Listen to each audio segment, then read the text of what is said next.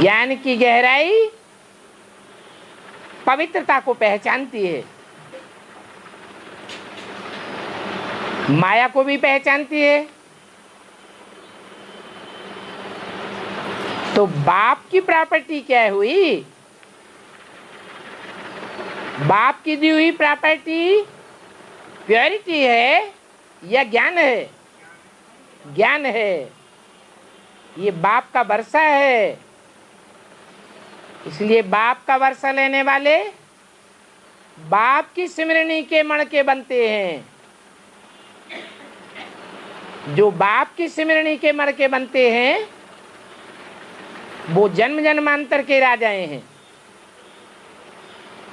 राजाई पद पाने वाले हैं, स्वाधीन बच्चे हैं, पराधीनता को स्वीकार करने वाले नहीं हैं। और लक्ष्मी बेसिक नॉलेज में भी पराधीन रहती है, और फिर एडवांस में आने के बाद भी ज्ञान के लिए किसके अधीन रहे? नारायण के अधीन रहे। इसलिए बाप कहते हैं मैं तुम बच्चों को राजा बनाने के लिए आता हूं। ये कभी कहा रानी बनाने के लिए आता हूं? है नहीं। और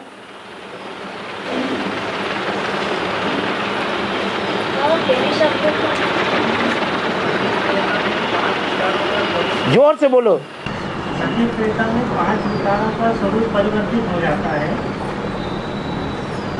जैसे काम, कामना, इच्छा। ठीक है ठीक है ठीक है। इसमें इसी प्रकार बाकी 4 विकार किस प्रकार से परिवर्तन? काम विकार जो है वो श्रेष्ठ इच्छा के रूप में परिवर्तन हो जाता है। ऐसे ही जो क्रोध, लोभ और मोह और अहंकार हैं उनका भी रूप परिवर्तन होता है।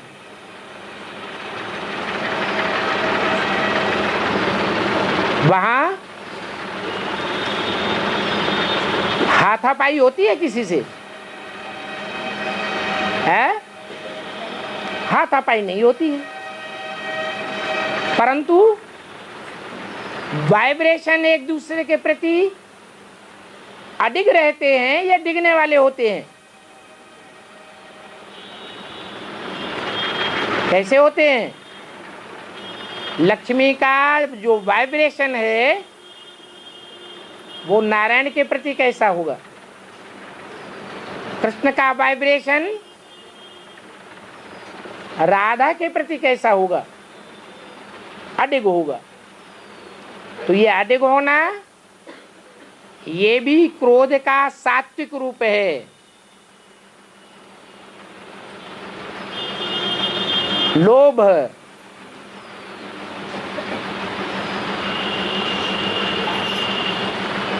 देह अभिमान का लोभ होगा या आत्माभिमान का लोभ होगा? आत्माभिमानी होंगे।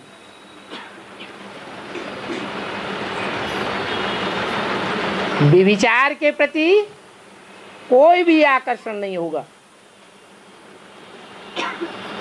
अब विचार के प्रति आकर्षण होगा।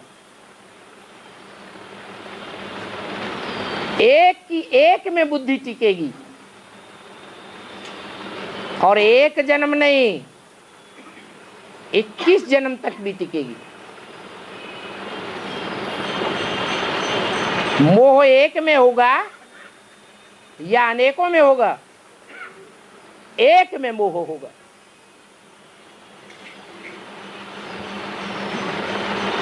और अहंकार शुद्ध होगा या अशुद्ध अहंकार होगा? शुद्ध अहंकार होगा। पांचों ही विकार शुद्धता को प्राप्त हो जाते हैं।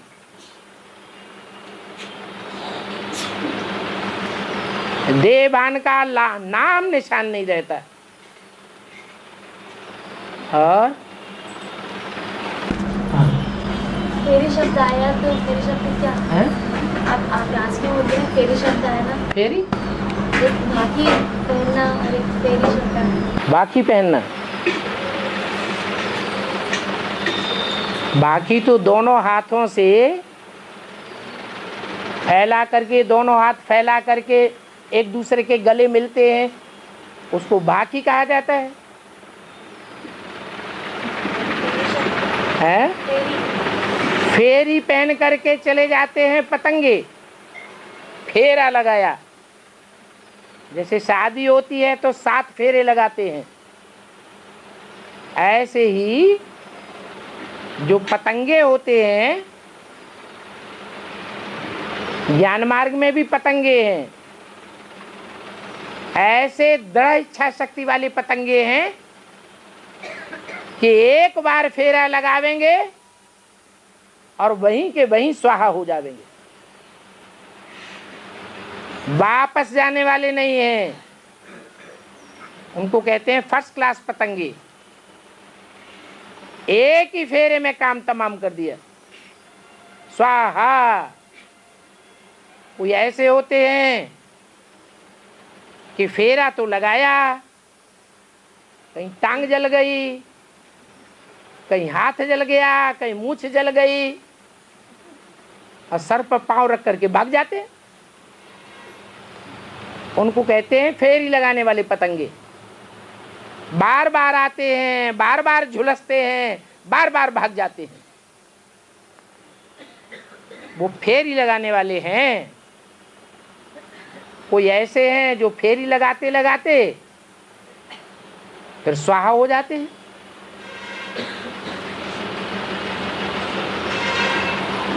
थर्ड क्लास वो हैं जो एक बार फेरी लगाई तो फिर दोबारा कभी आते ही नहीं,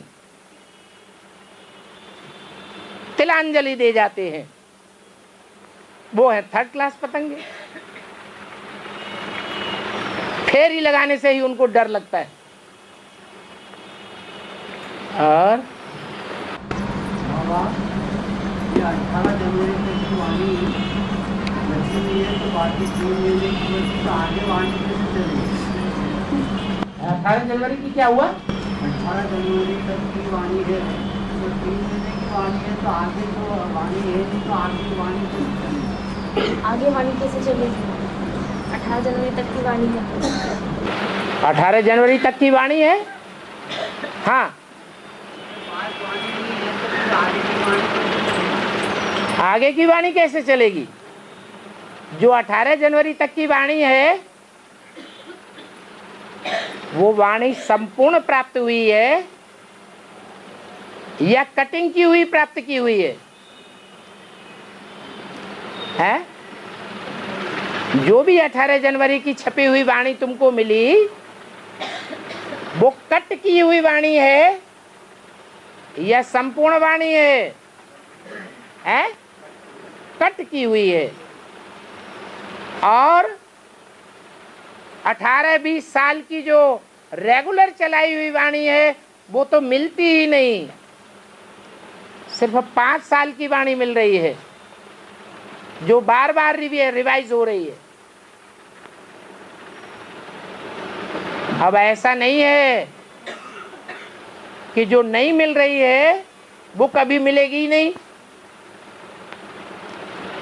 जब टाइम आवेगा तो कोई न कोई पुरानी गीता पाठशाला वाले निकल पड़ेंगे और पुरानी वाणियों का भी भंडार मिल जाएगा। यज्ञ के आदि में जो पीहू की वाणी चलती थी, जिसके लिए बताया जाता है कि कराची में लोहे के बाक्स में दाब करके चले आए थे, टाइम आवेगा तो वो भी मिल जाएगी। ब्रह्मा बाबा के मुख से डायरेक्ट चली हुई टैप रिकॉर्ड में भरी हुई वाणी नहीं मिल रही है।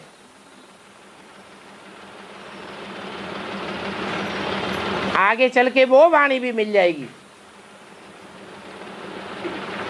जब से टैप रिकॉर्ड चलना शुरू हुआ। अभी तो हमें कागज के पत्तों वाली वाणी मिल रही है।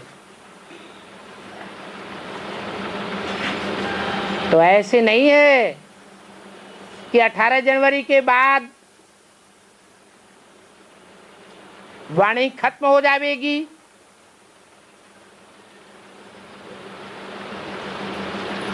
वेदवाणी का आखिरी चरण हो जाएगा? नहीं, वेदवाणी तो ऐसे ही अगाध है जैसे सागर अगाध है, और उसकी व्याख्या तो और ही लंबी चौड़ी है। जैसे शास्त्रों में दिखाते हैं, ब्रह्मा के मुख से वेद निकले, वेदों से आरण्यक निकले, आरण्यक की व्याख्या हुई तो ब्राह्मण निकले, शतपथ ब्राह्मण आदि पुस्तकें निकली।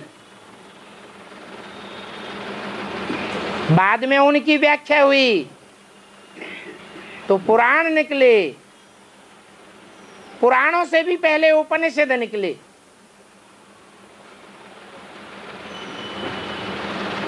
तो ज्ञान का आदि और अंत नहीं है।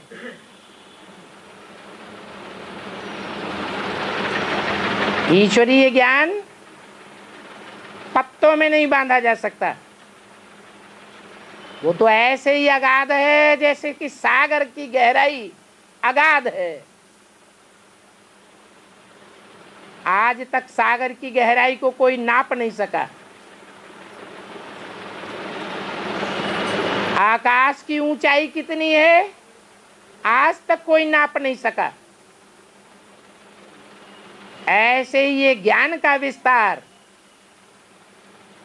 ये अगाध है। ऐसे नहीं समझना कि 18 जनवरी तक ही सीमित है। और बाबा ब्रह्मा बाबा साथ थे तो फिर बक्से को छोड़ा के वहाँ उस समय ब्रह्मा बाबा भी साथ थे जब तराजू से चले। ब्रह्मा बाबा साथ तो थे, लेकिन झगड़े का फाउंडेशन एंटी ओम मंडली ये कराची से निकली या कहां से निकली? सिंध हैदराबाद से। 2 पार्टियां हो गई ब्राह्मणों की दुनिया में। जैसे अभी 2 पार्टियां हैं, जैसे पहले 2 पार्टियां थी, अभी भी 2 पार्टियां हैं। तो पीयू की वाणी जमीन के अंदर गाड़ने की क्या जरूरत पड़ गई? कोई चीज को क्यों दबाया जाता है? विरोधी बात लगती है तो उसको दबाया जाता है। जैसे मुसलमानों ने शास्त्रों को फाड़ फाड़ करके नदियों में डाल दिया, जमीन में खोद खोद करके गाड़ दिया,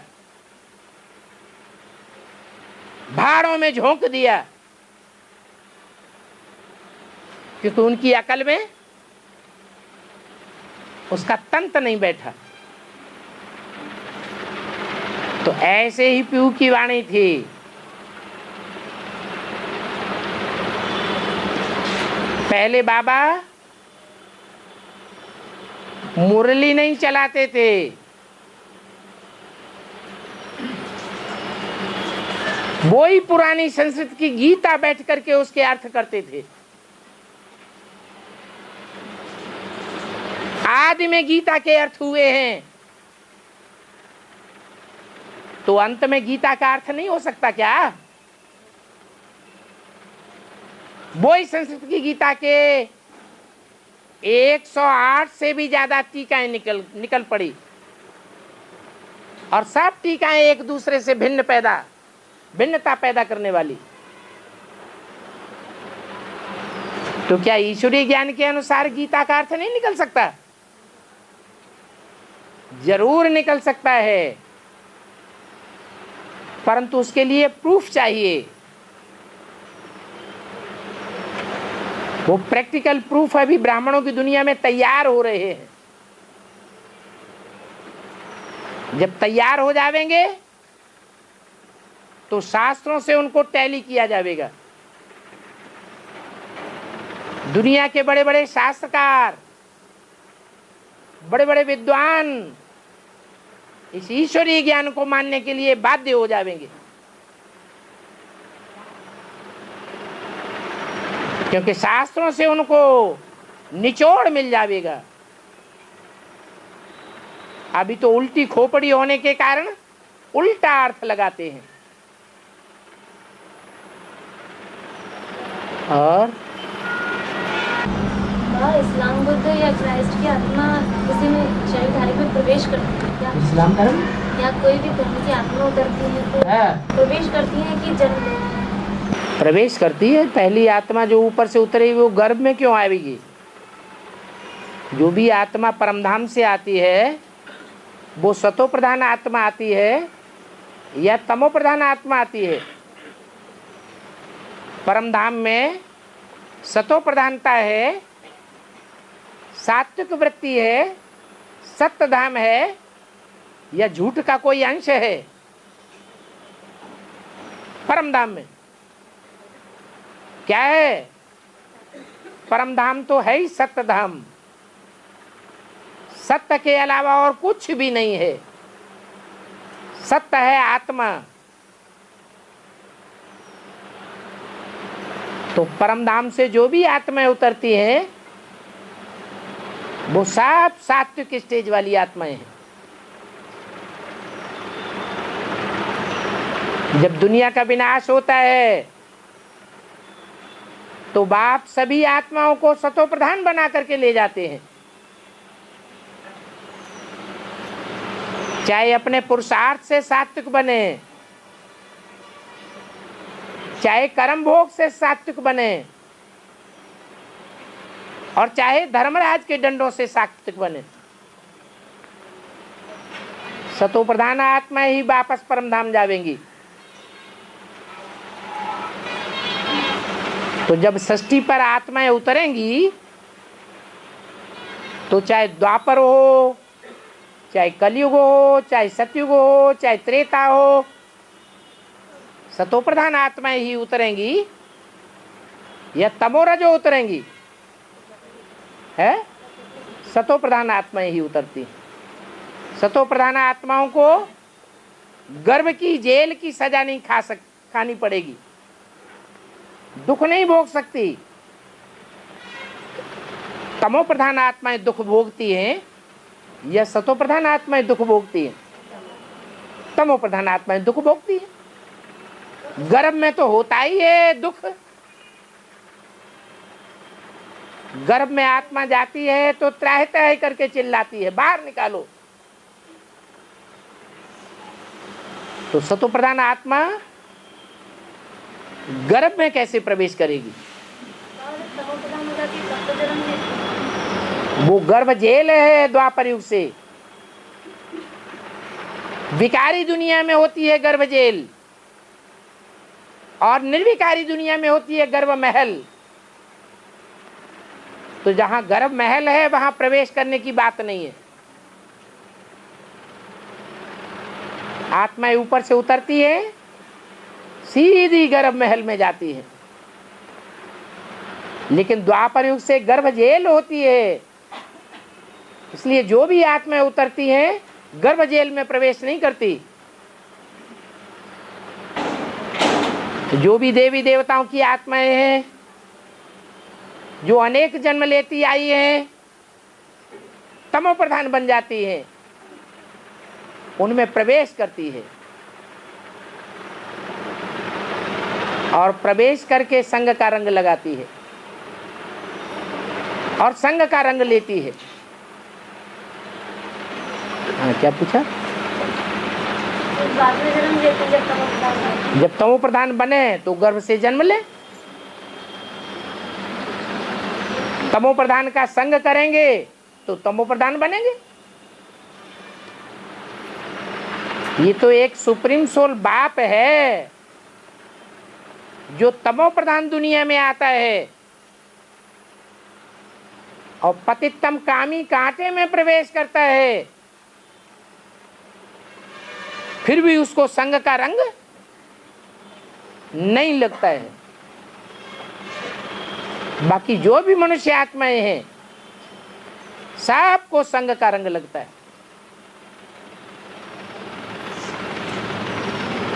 और बाबा, आत्माओं का निर्माण कैसे? निर्माण, आत्मा अविनाशी है या बनती है? अविनाशी को बनाया थोड़ा ही जाएगा, वो तो अजर अमर अविनाशी है, सदा थी, सदा है और सदा ही रहेगी। ये सृष्टि के 5 तत्व भी अविनाशी हैं। 5 तत्वों में जो अणु अणु समाये हुए हैं वो अणु अणु अविनाशी है। इन 5 तत्वों का भी विनाश नहीं होता है, तो आत्मा का विनाश कैसे होगा?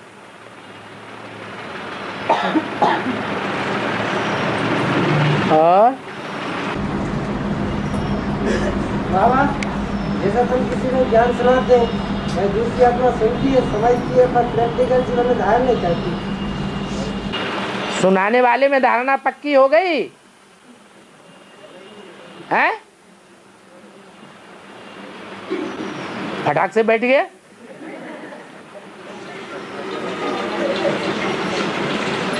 दुनिया वाले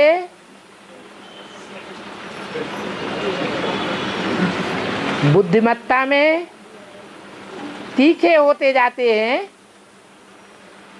या डल हैं? है? दुनिया बुद्धिमत्ता में तीखी होती जा रही है, उनको हर बात का प्रूफ चाहिए, और हम ज्ञान सुनाते हैं भगवान आया हुआ है, तुम आत्मा बिंदी हो, प्रूफ कुछ भी नहीं बतावेंगे, तो दुनिया वाले मानेंगे? हैं? नहीं मानेंगे। कैसे भी सुनती है, कैसे भी सुनती है, कैसे मुरली। हाँ, मुरली सुनते हैं तो मुरली सुनाओ। और ये अच्छी बात कि मुरली जिसने सुनाई है वो सुनाने वाली आत्मा तो शिव बाबा है, और डायरेक्ट कोई मुरली सुनता है तो अच्छी बात है या खराब बात है? है? अच्छी बात है। लेकिन ये देखना है कि कौन सी मुरली बच्चा बुद्धि आत्माओं के लिए है और कौन सी मुरली पुराने पुराने ब्राह्मणों के लिए है। प्राइमरी स्कूल की नॉलेज है, बीए एमए वालों को सुनाने चल पड़ेंगे तो उनको तो मजा ही नहीं आवेगा। जैसे हम बच्चे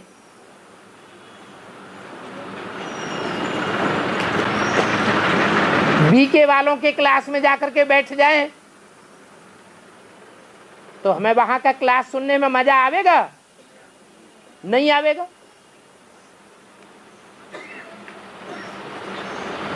एक स्तर देखा जाता है। तो दुनियावी आत्माएं अगर बाबा की डायरेक्ट मुरली सुनना पसंद करती है तो जो जनरल क्लास की मुरली है, जनरल पब्लिक को सुनाने वाली मुरली है, वो ही सुनानी चाहिए। वो 20-25 वाणियां हैं जो नए लोगों को सुनाने के लिए काफी हैं। अगर नई आत्माएं उन 20-25 वाणियों को सुन लेती हैं तो उनका एडवांस कोर्स पक्का हो जाएगा। बाद में फिर उन्हें चाहे जो कुछ सुनाते रहो। और हाँ जी,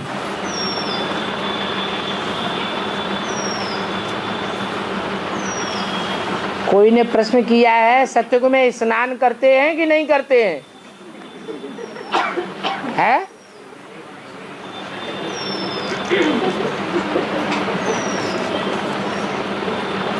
अरे सत्ययुग में खाना खाएंगे कि नहीं खाएंगे? नहीं खाएंगे। सत्युग में खाना खाएंगे, पानी पिएंगे,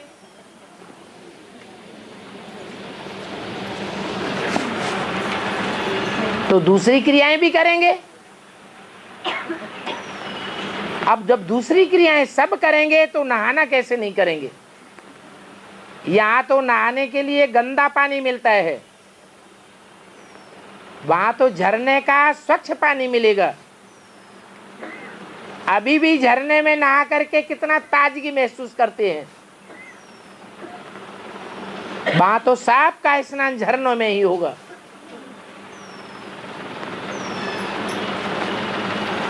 यहाँ मुसलमान लोग नहाने से डरते हैं, या तो उनको पानी की कमी है इसलिए ज्यादा खर्चा न हो जाए, इसलिए डरते हैं। वहां नई दुनिया में तो पानी की कोई कमी नहीं होगी।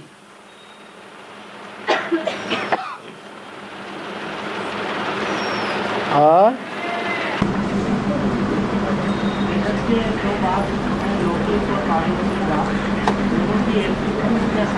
दोनों भी एक ही एक्टिविटी में क्या अरे एक है आत्माभिमानी और एक है 100% देह अभिमानी। ये अंतर नहीं पता चल रहा है तो एक्टिविटी में पता नहीं होगा, फर्क नहीं पड़ेगा। है पड़ेगा, पूछने की तो बात ही नहीं। वो देहधारी मनुष्यों का बाप, वो आत्माओं का बाप। आत्मा है निराकार, तो जो निराकार होते हैं वो निराकारी, निर्विकारी, निरहंकारी होते हैं। और जो साकारी होते हैं वो देह अभिमानी होते हैं। उनको निराकारी तो नहीं कहेंगे। तो जितना ज्यादा देह अभिमानी होगा उतना ज्यादा अशांति पैदा करने वाला होगा।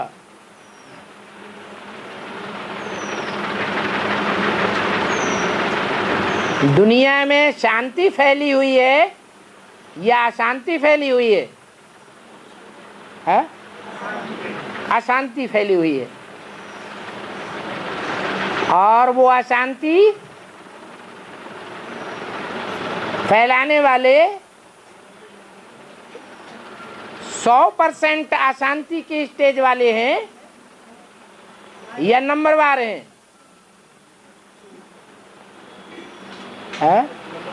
नंबरवार है। तो नंबरवार में कोई एक आत्मा ऐसी भी होगी जो 100% अशांति फैलाने वाली भी हो सकती है टाइम आने पर। वो कौन है?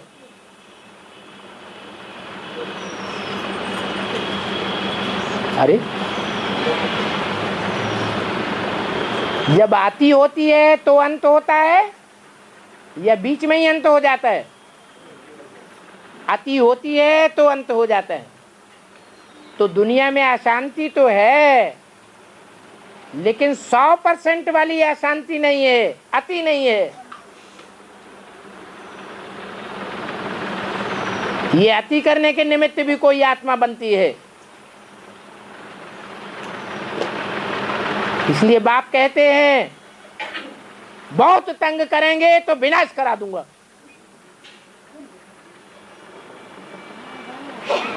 तो विनाश कराने के निमित्त कोई आत्मा तो होगी। कौन है? शंकर। अशांति फैलाने वाला, अशांत होने वाला,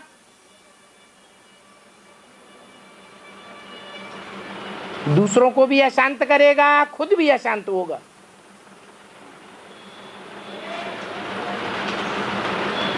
नहीं तो संपन्न आत्मा की निशानी बताई है।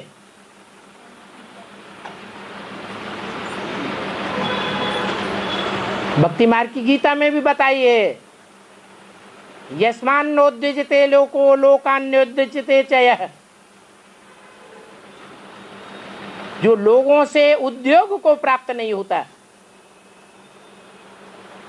लोग कितना भी अशांति पैदा करना चाहें उसे, लेकिन वो अशांत नहीं होता। और जो लोगों को अशांत नहीं करता वो संपन्न आत्मा है।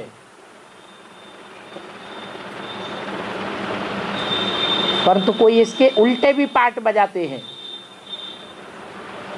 टाइम टाइम की बात है। यहाँ पुरुषोत्तम संगम युग में तो सब तरह की शूटिंग होती है।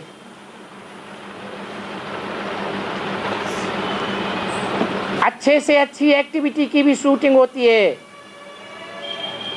और बुरे से बुरी एक्टिविटी की भी शूटिंग होती है। जो अशांत आत्मा होती है दूसरे को भी अशांत कर देती है।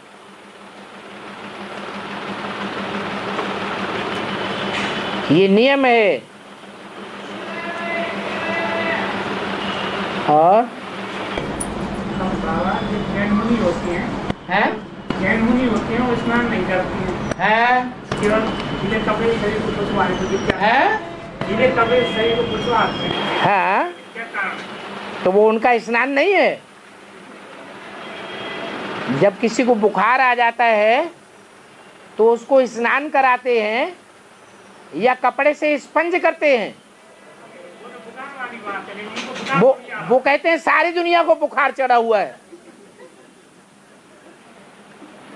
हम ऐसा कोई भी काम नहीं करना चाहते जिससे आत्माओं को दुख मिले। कीड़े मकोड़े भी आत्मा हैं। दांत भी साफ नहीं करते। दांत साफ करेंगे तो कीड़ों को दुख होगा। न मंजन करते हैं न ब्रश करते हैं। अपनी अपनी रस्म रिवाज है।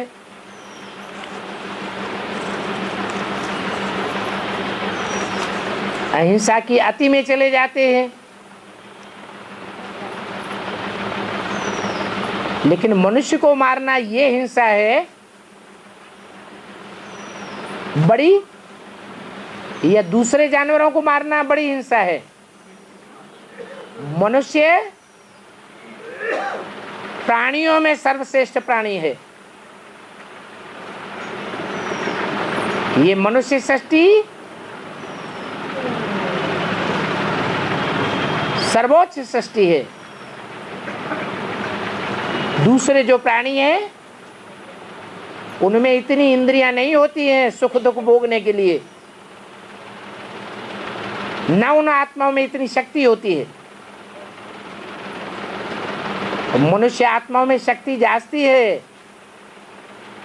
सुख भी जास्ती भोग सकती है और दुख भी जास्ती भोग सकती है।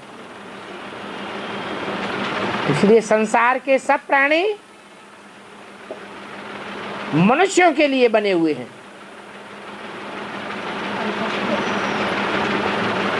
मनुष्य सब प्राणियों के लिए नहीं बना हुआ है।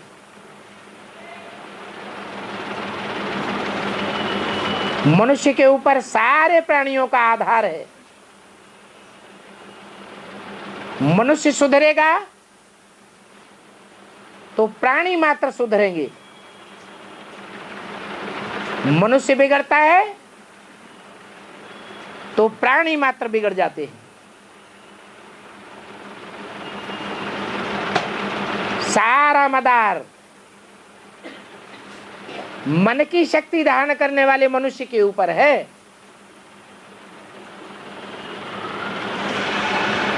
और प्राणियों में मन की पावर इतनी जास्ती नहीं होती है।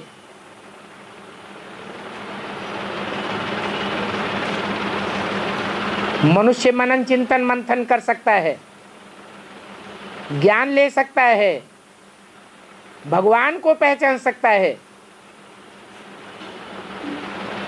दुनिया के और प्राणी ज्ञान नहीं ले सकते, उस ज्ञान का मनन चिंतन मंथन नहीं कर सकते, भगवान को नहीं पहचान सकते।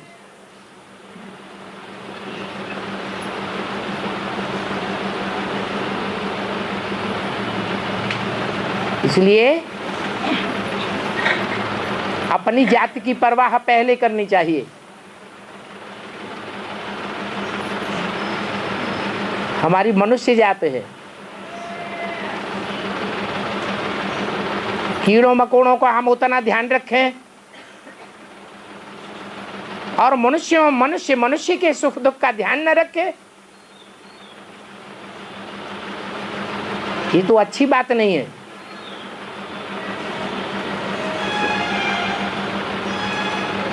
दुनिया में जितने भी प्राणी हैं या जो भी मनुष्य मात्र हैं, जो भी जाति विशेष धर्म विशेष के हैं,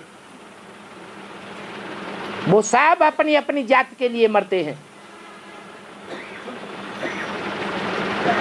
तो मनुष्य को भी मनुष्यों की सेफ्टी के लिए मरना चाहिए। पहले मनुष्य जाति की सेफ्टी।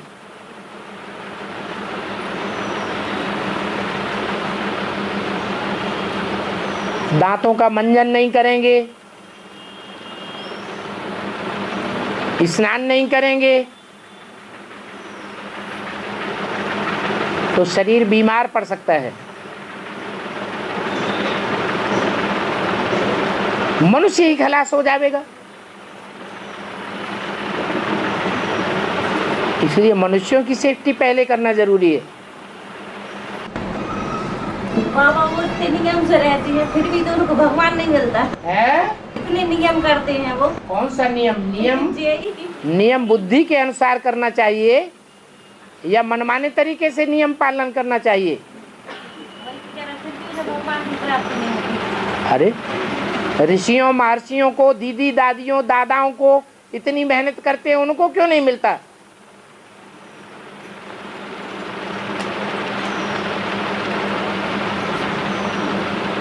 जरूर तरीके में कोई खोट है, सच्चाई सफाई में कोई खोट है। सच्चे दिल पर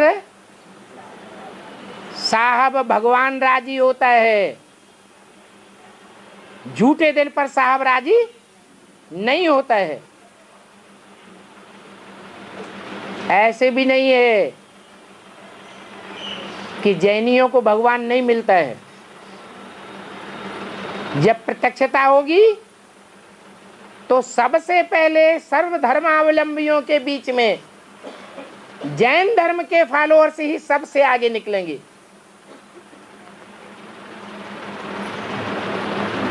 और वो मानेंगे कि ये दिलवाड़ा मंदिर इन ब्राह्मण बच्चों की यादगार है। इसलिए झाड़ के चित्र में जैन धर्म अलग से नहीं दिखाया है।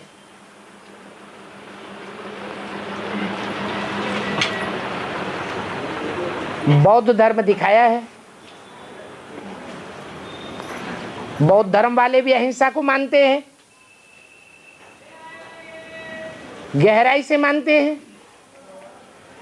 जैन धर्म वाले भी बहुत गहराई से मानते हैं। परंतु जब प्रत्यक्षता होगी तो बौद्ध ही बाद में निकलेंगे और जैनी सबसे पहले निकलेंगे। बाबा जितने भी जैन मुनि हैं उनके नाम से सागर क्यों लगाया जाता है? जैन का अर्थ क्या है?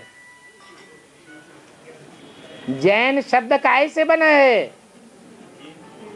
जित, जिन्होंने इंद्रियों को जीता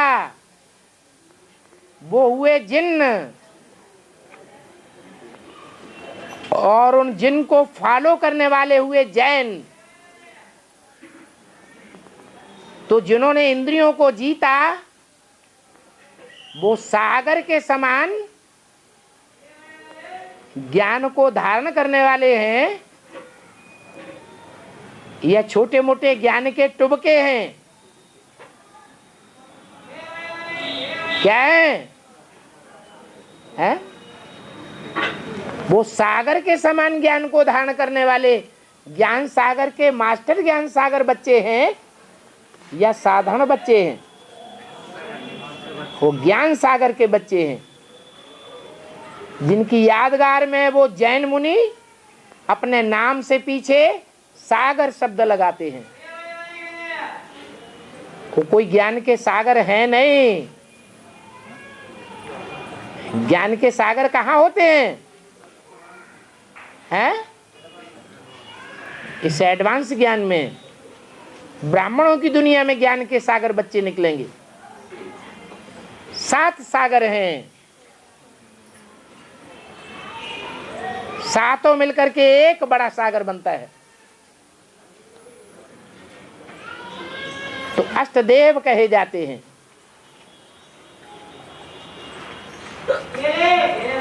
वो ज्ञान सागर बाप के मास्टर ज्ञान सागर बच्चे हैं। वास्तव में उनका टाइटल है सागर। जैसे हिंदुओं में सन्यासियों ने झूठा टाइटल रखवा लिया, श्री श्री 108 स्वामी सतानंद जी महाराज, श्री श्री 1008 स्वामी सरस्वती जी महाराज। ऐसे ही जैन मुनियों ने भी वो झूठे टाइटल रखवाए हुए हैं।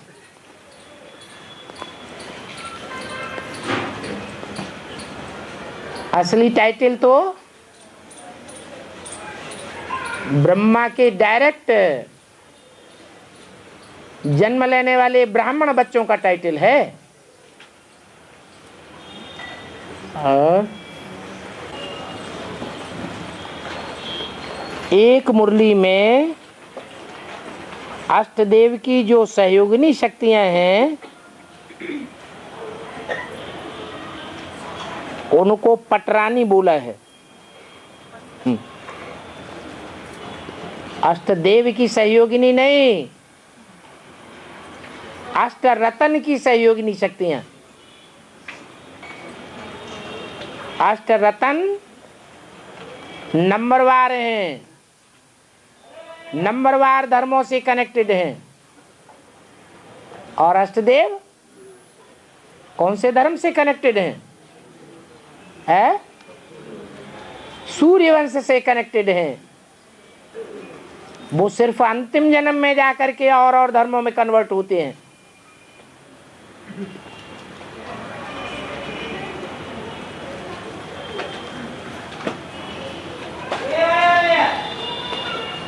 एक मुरली में जगदम्बा को भी जामवंती बोला है।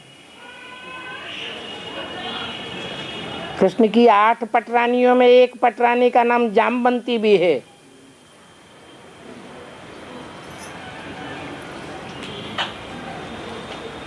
लेकिन बाबा वो तो अष्टदेव की सहयोगिनी नहीं बनती है।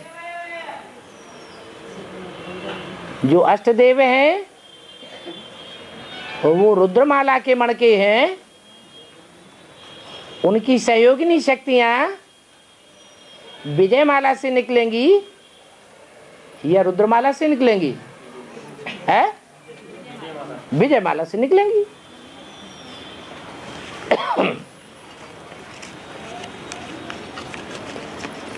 बाबा हाँ जी, शंकर जी की पिंडी को बाहर क्यों रख देते बाबा? है और देवी देवता बाबा पूजा बाहर नहीं होती, शंकर जी की पूजा क्यों बाहर होती?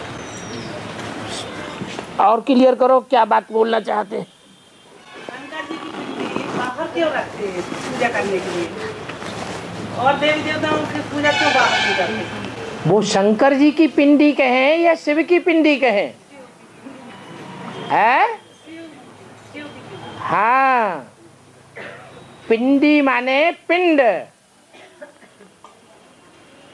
शिव जिस पिंड में प्रवेश करता है उसको पिंडी कहा जाता है।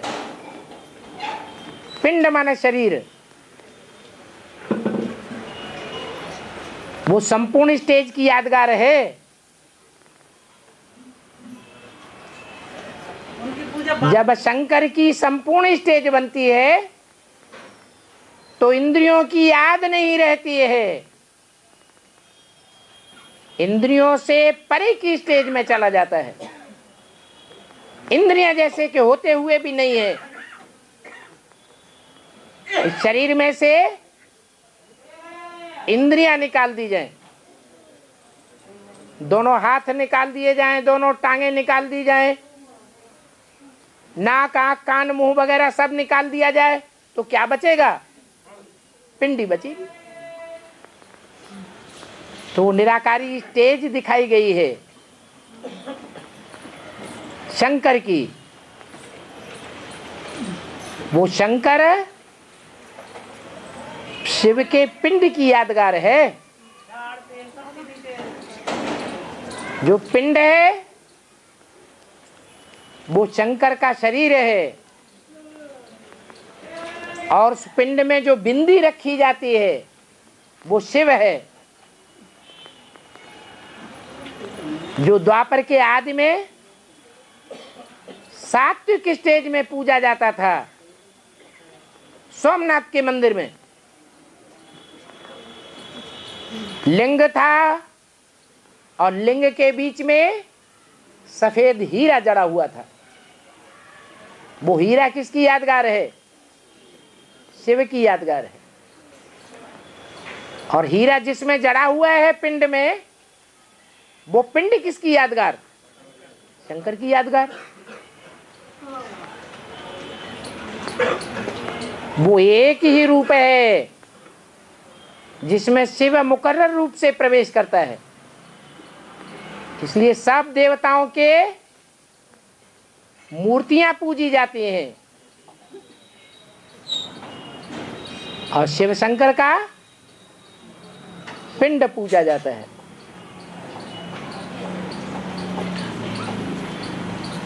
और बाबा शंकर को शिव के समान बताया गया है, शंकर को शिव के समान बताया गया। हमेशा थोड़ा ही शिव समान है। शंकर द्वारा विनाश बताया गया। अगर हमेशा शिव के समान हो तो उसका नाम बाद में क्यों रखते हैं? तो गया कि शिव समान शंकर के ऊपर काली को मतलब पैर रखते हैं, क्यों दिखाया गया है?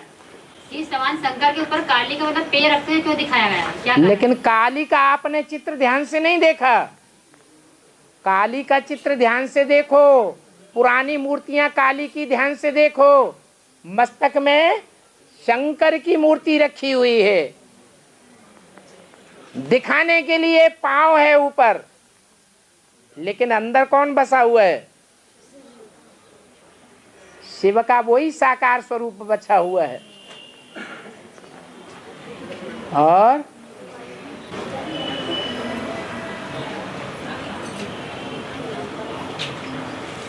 गीता पाठशाला में अगर कोई आंख बंद करके झटके खाता रहता हो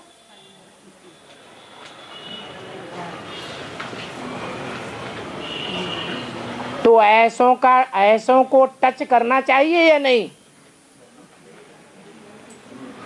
है? उनको टच करेंगे तो हमारे ऊपर भी वाइब्रेशन आ जाएगा। बाबा ने तो कहा याद में जब बैठो तो अंग से अंग नहीं लगना चाहिए, क्योंकि कोई की अवस्था बहुत ऊंची होती है और कोई की अवस्था बहुत नीची होती है। नीची अवस्था वालों का अगर संग करेंगे तो अच्छी अवस्था वालों की भी बैटरी डिस्चार्ज हो जाएगी।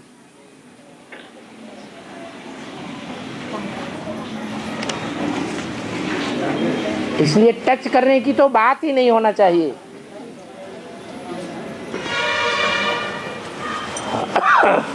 और